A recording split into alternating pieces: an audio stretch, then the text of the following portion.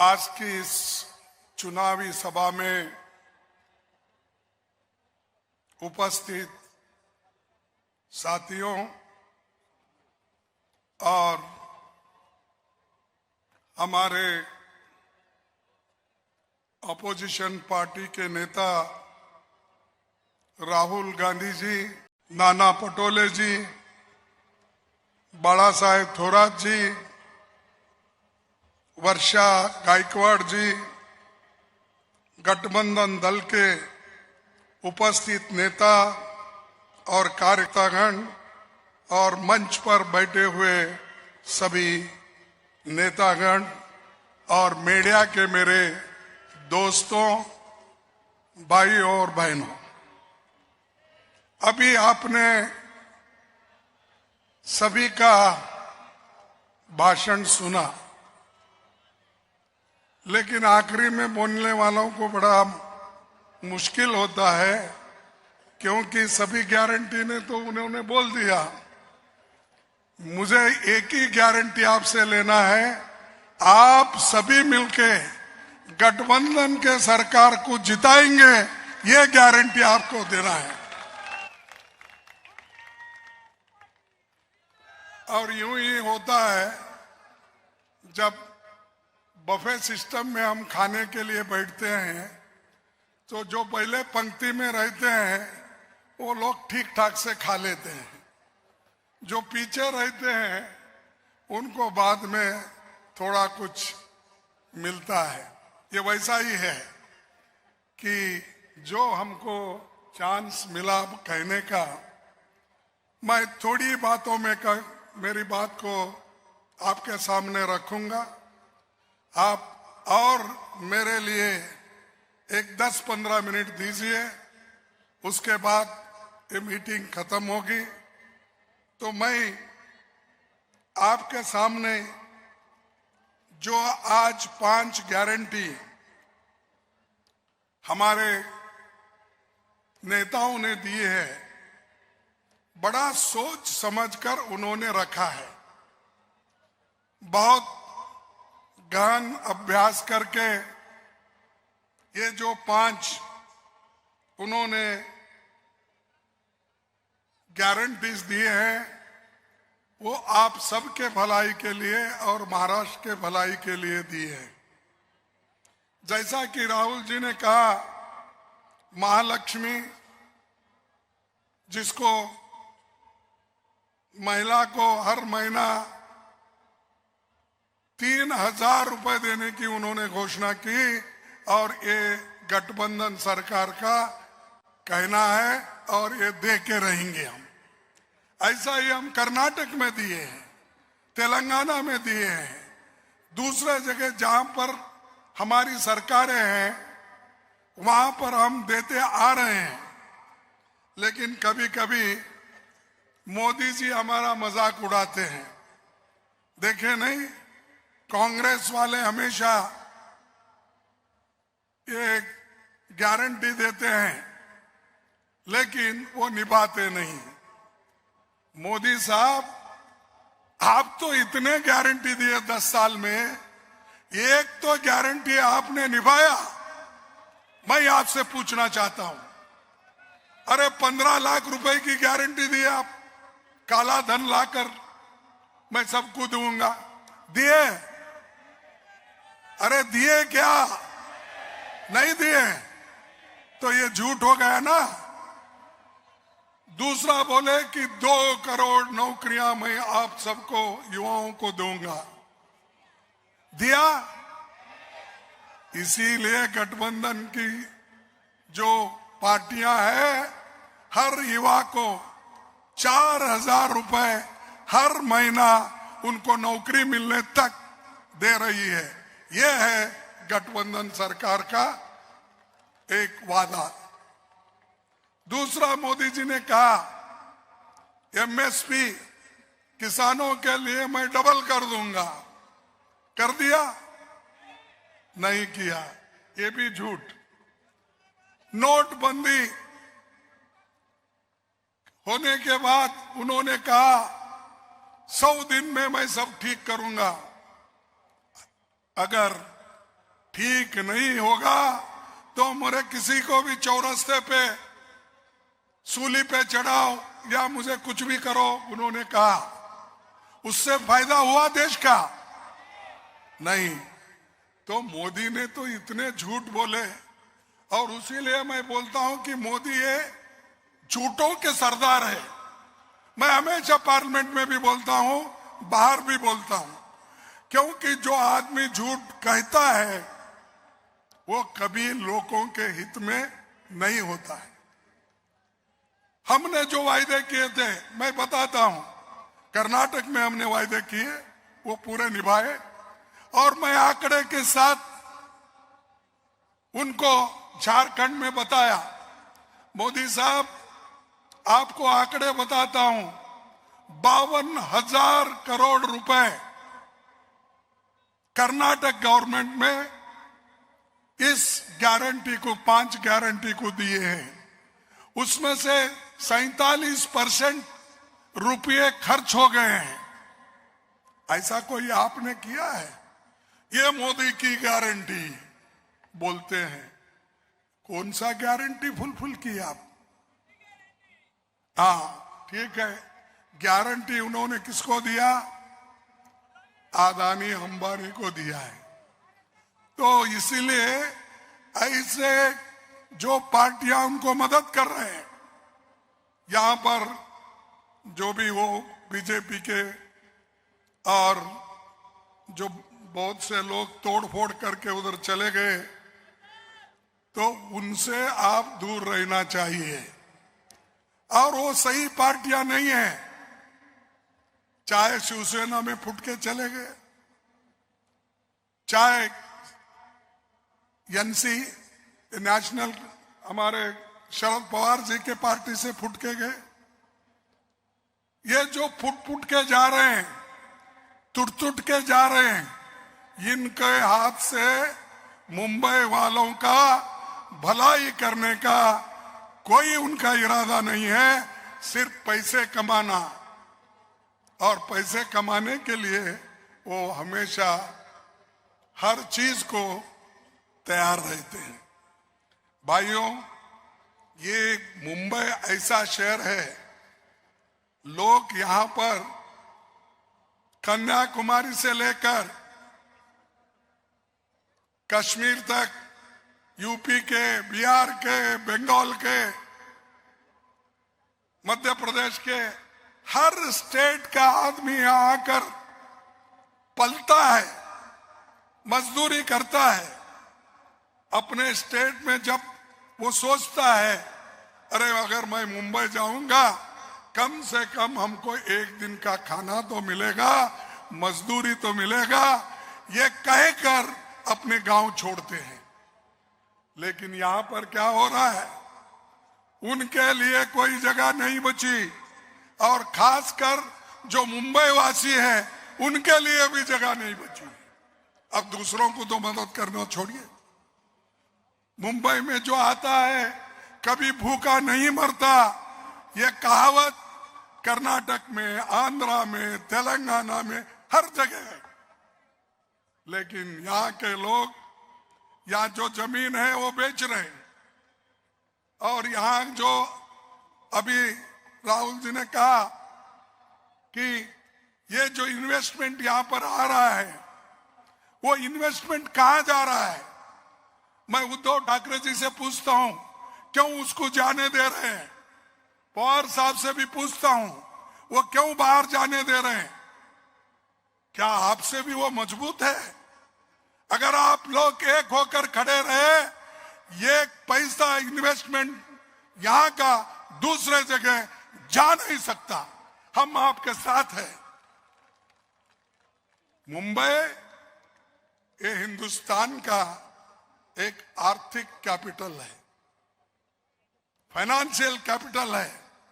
मुंबई है एक हिंदुस्तान का नाक है। हिंदुस्तान के लिए फक्र की बात है। जो भी फॉरेन मिनिस्टर्स आते हैं, प्राइम मिनिस्टर्स आते हैं, पहले वो मुंबई के तरफ देखते हैं। मुंबई में कहां हमको इंडस्ट्री बसाना, काम को यहां पर इन्वेस्टमेंट करना, ये सोचते हैं। लेकिन इसको खत्म करने वाले ये बीजेपी के लोग और शिवसेना जो फूटी हुई है वो लोग, ये बहुत कुछ पीछे से काम कर रहे हैं। और इतना ही नहीं, ये लोग सत्ता में है।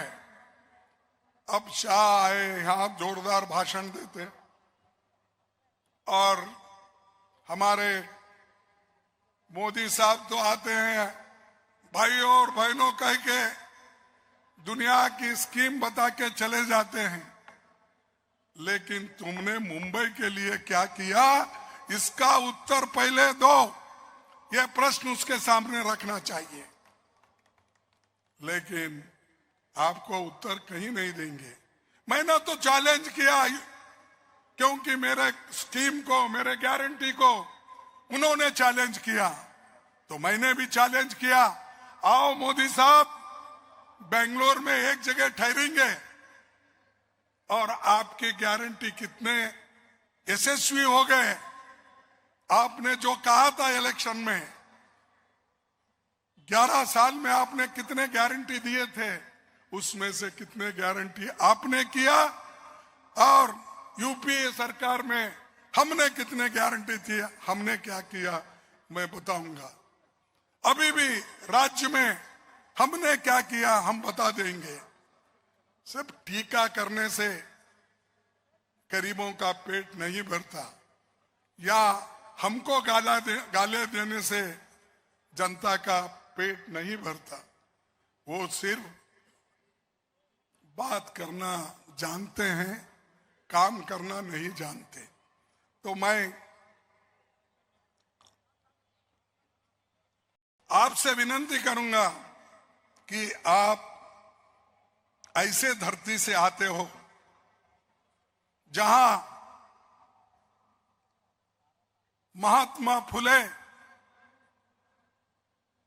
शाहू महाराज, अंबेडकर, इनके धरती से आते हो। और ये संविधान किसने बनाया? यही मुंबई के रहवासी डॉक्टर बाबा साहब अंबेडकर ने बनाया। यह मुंबई की देन है। तो ये इसको रक्षा करना और इसकी हिफाजत करना आपका काम है। लोकतंत्र को बचाना आपका काम है। इसलिए ये बात कभी भी आप मोदी जी के नाम से मुंह से नहीं सुनेंगे, शाह के मुंह से नहीं सुनेंगे, आरएसएस के मुंह से नहीं सुनेंगे। ये अगर कोई बात कर सकते हैं जो गरीबों के तरफ है, तरफदारी करते हैं, वही लोग कहेंगे।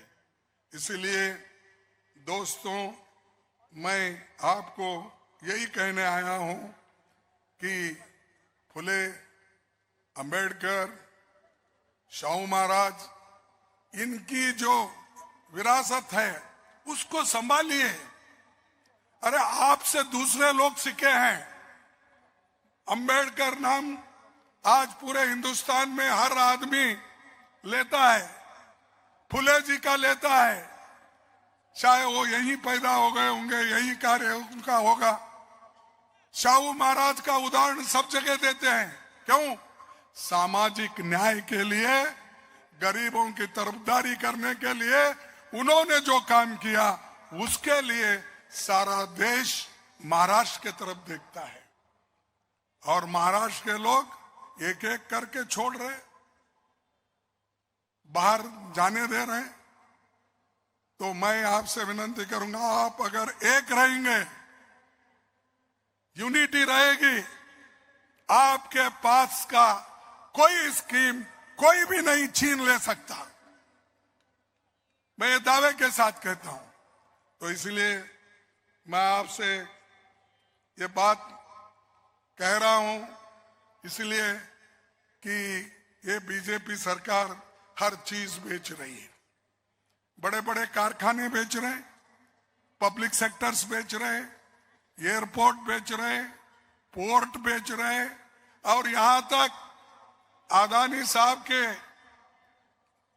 जो पोर्ट है, मैं समझा वो वहां गवर्नमेंट सिक्योरिटी है, समझा प्राइवेट सिक्योरिटी है। उस पोर्ट से यहां पर नशीले चीजें यहां आ रही है, ऐसा मुझे पता लगा।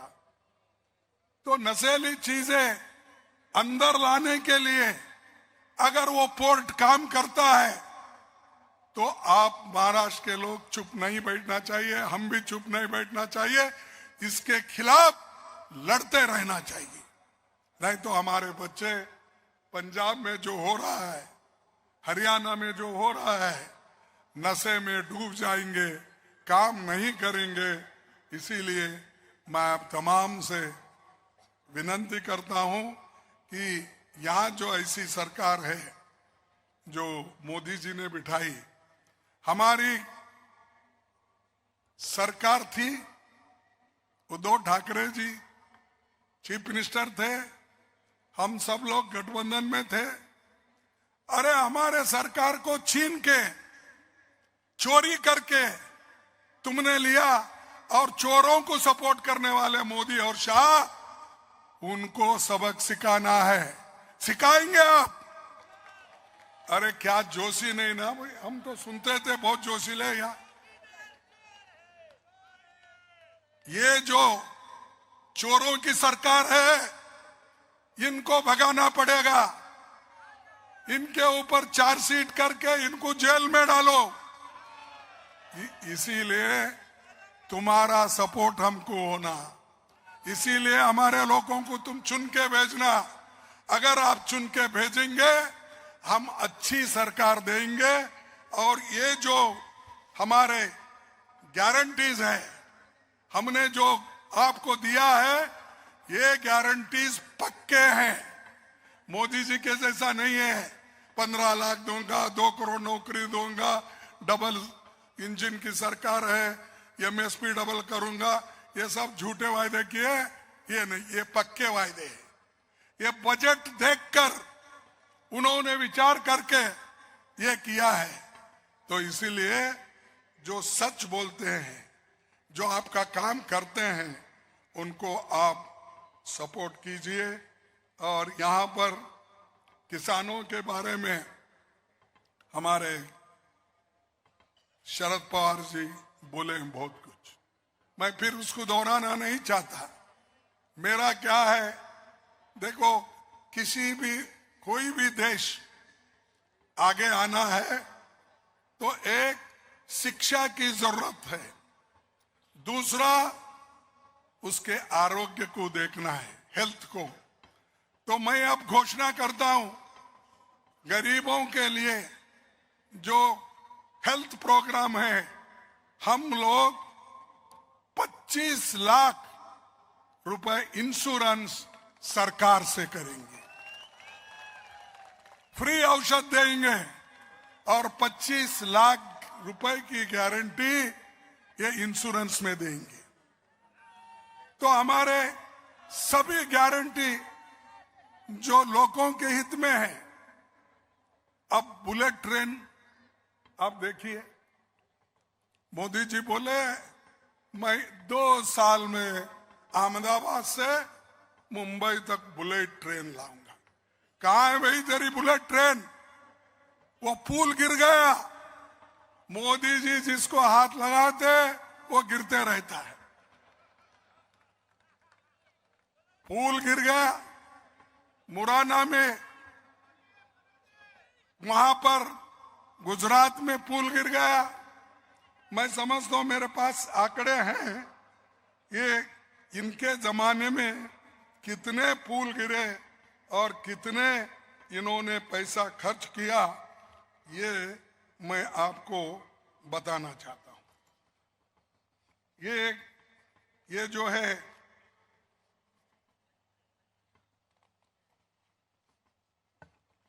देखो, इनका एक तो प्रोजेक्ट पुणे रिंग रोड का घोटाला, समृद्धि महामार्ग इसमें घोटाला, जलयुक्त शिवार अभियान में हर स्तर पर घोटाले।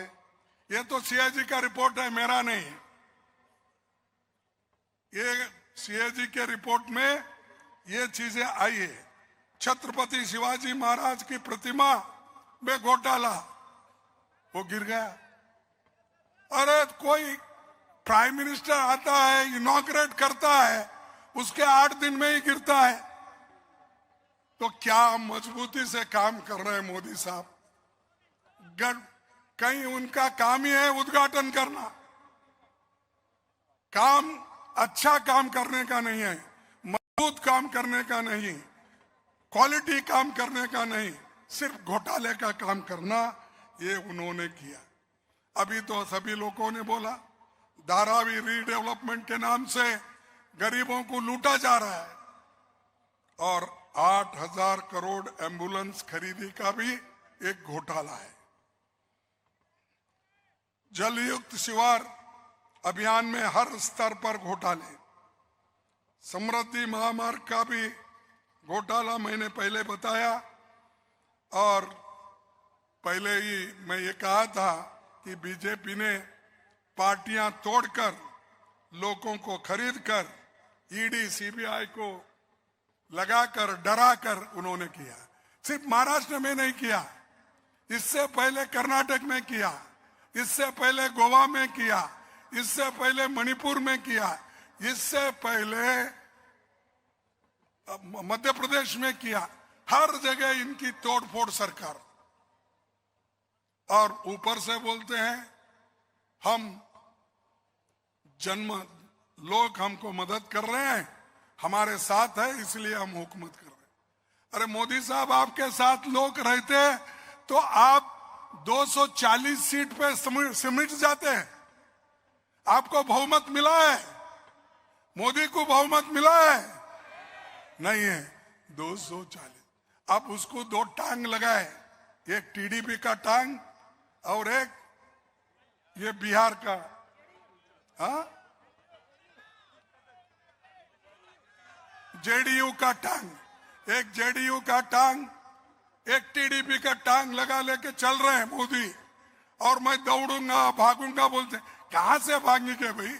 तुम्हारे टांग ही टूट गए हैं, लोगों ने तोड़ दिया है, और इलेक्शन में तुम साफ हो गए। पहले तो 400 पार, मोदी है तो सब कुछ है, ये कहते थे। लेकिन मोदी की गारंटी भी गई, 400 पार भी गया, और 2 टांग दूसरों की लगा के हुकूमत तेमुरलंग कर रहे हैं, और आज हमको ये कह रहे हैं।